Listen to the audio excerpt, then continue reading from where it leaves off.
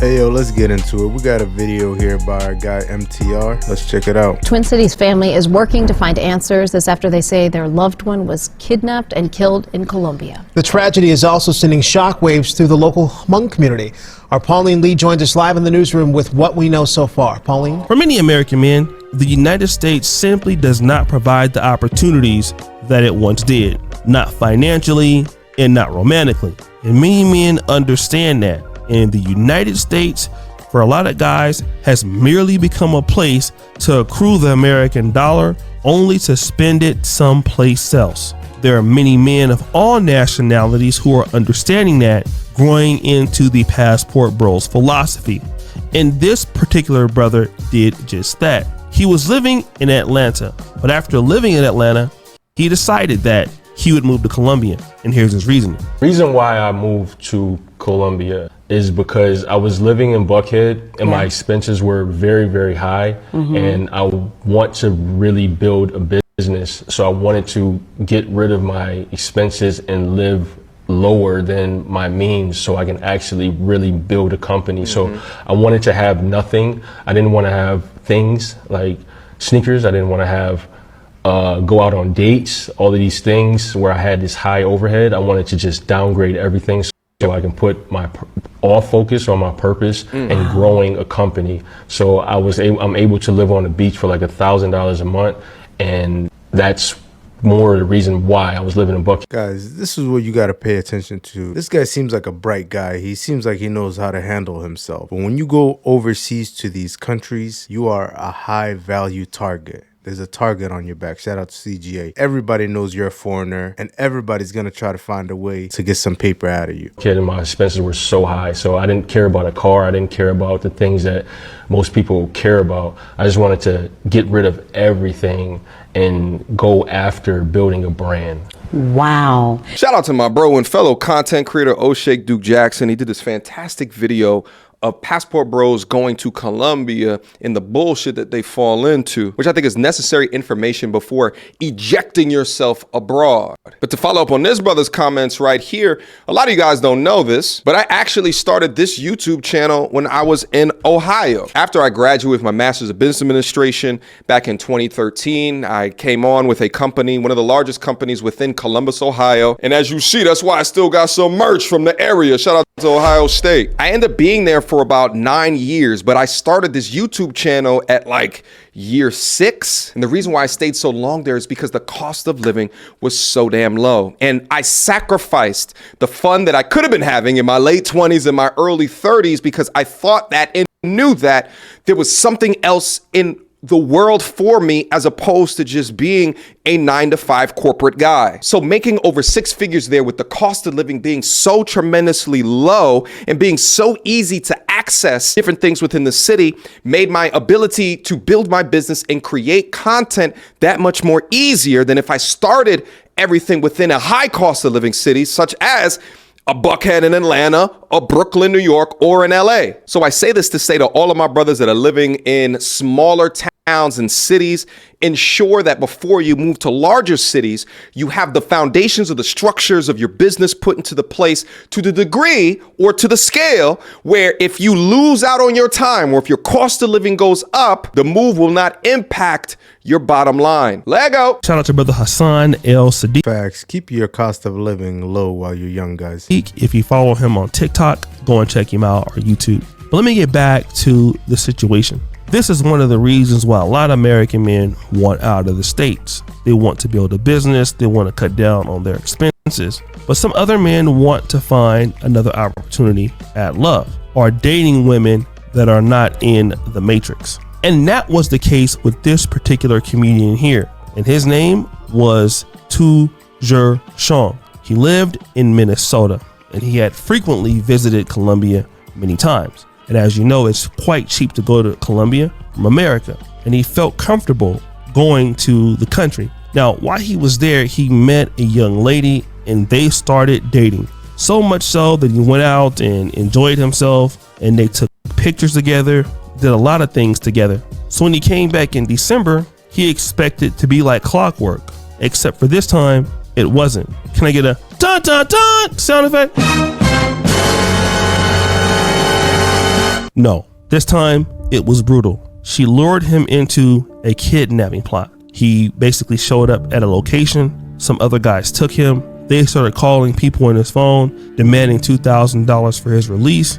And once it didn't happen, he got stabbed to death. But stop the show. Rewind, Nima! That's one thing that's happening in Colombia. There are other many things occurring in the country too.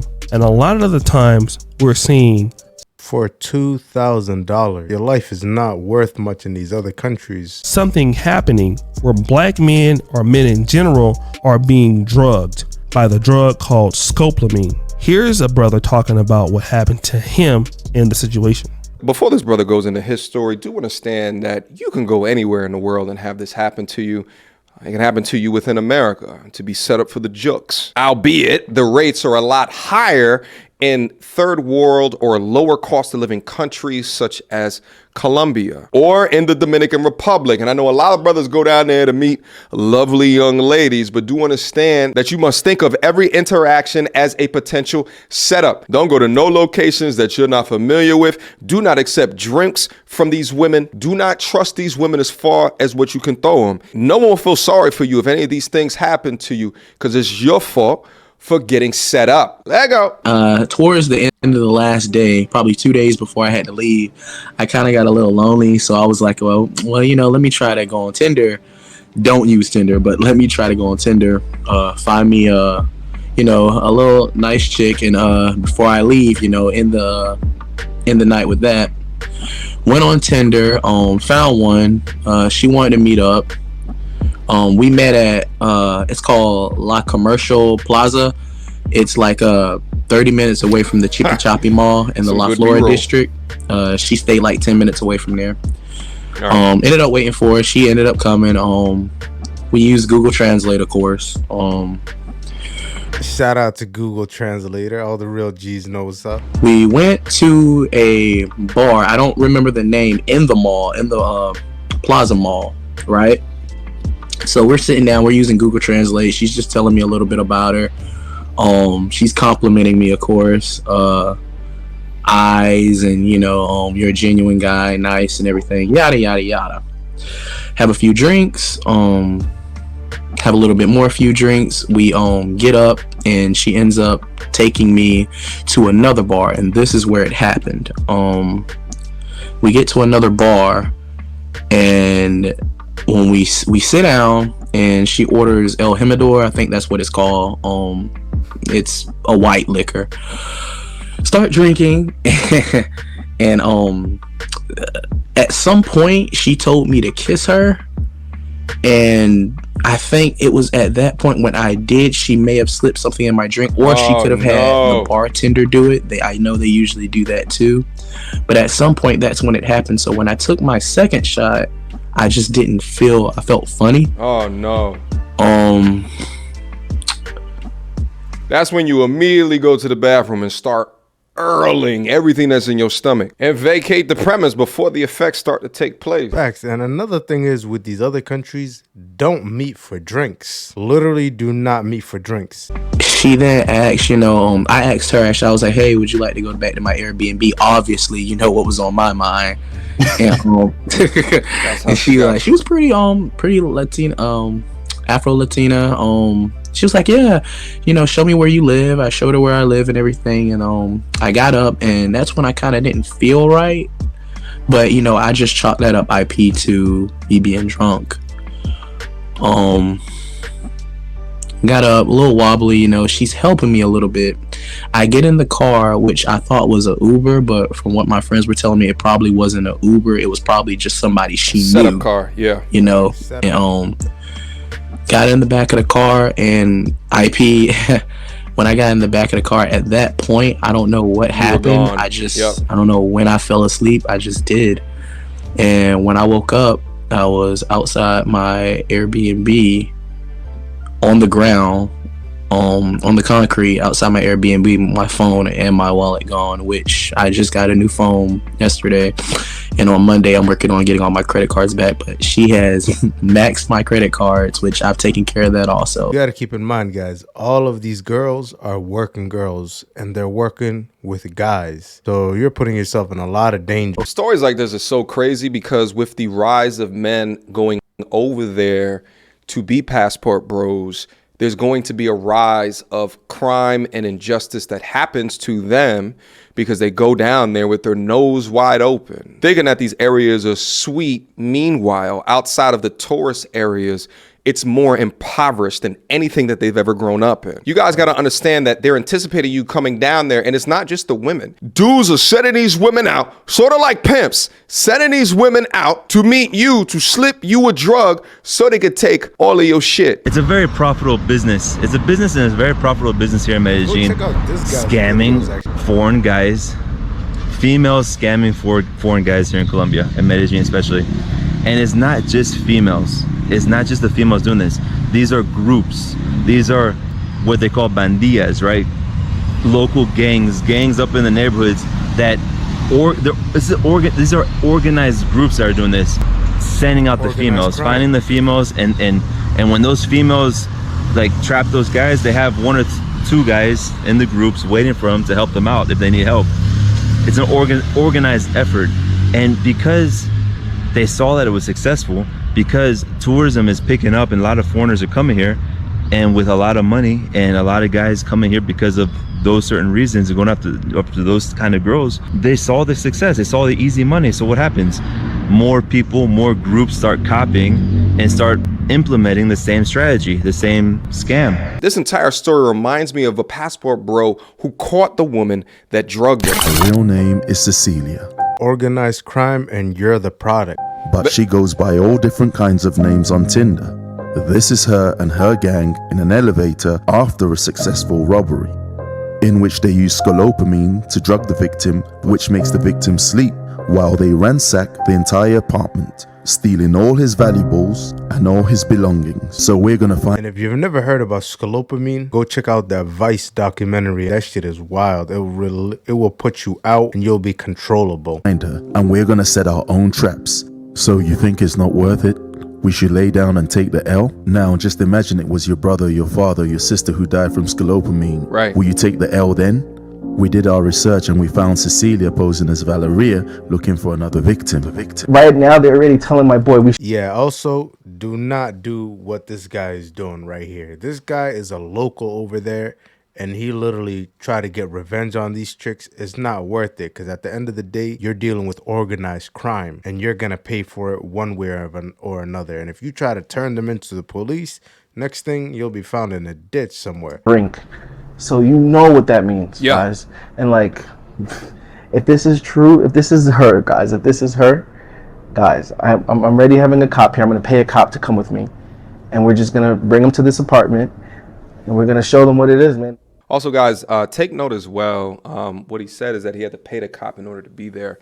A lot of these countries that are devoid of lawfulness the way that we are in America, to be honest with you, we take it for granted. For all of you folks that are in America, we take it for granted the lack of corruption that we have in comparison to a lot of these other countries. I'm not saying it's not corrupt here, but in comparison.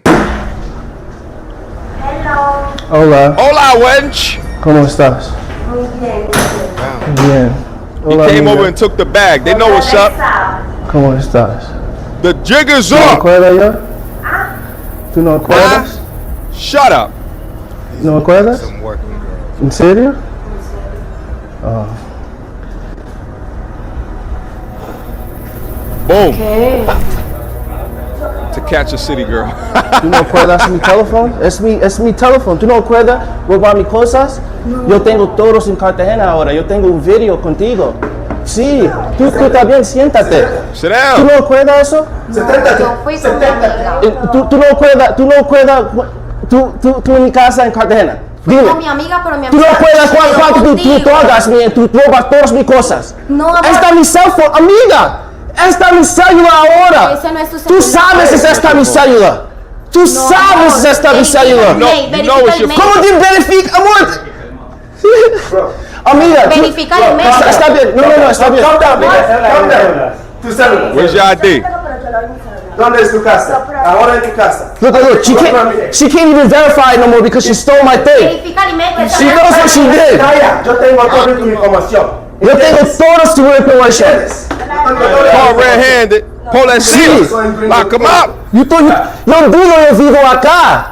Yo cuela todos esta noche. Y yo tengo en mi edificio. And we got the tapes. What up?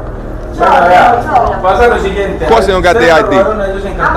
Sí. Ponga pues cuidado. Fue una amiga mía que él. Ponga pues cuidado, vea. Él lo robaron en Cartagena, ¿sí o qué? Sí. El man ya le puso- Cartagena hood boogers. What up? It's my phone too, El man man. ya le puso la denuncia en el baúl. El man ya le puso la fiscalía en el baúl. He has the worst Spanish accent I've ever heard in my life, by the way. That's why she can't even use it. El man tiene videos de Cartagena. El man te- Ella recuerda, El man te- Ella recuerda. Los contactó usted. Sí, está.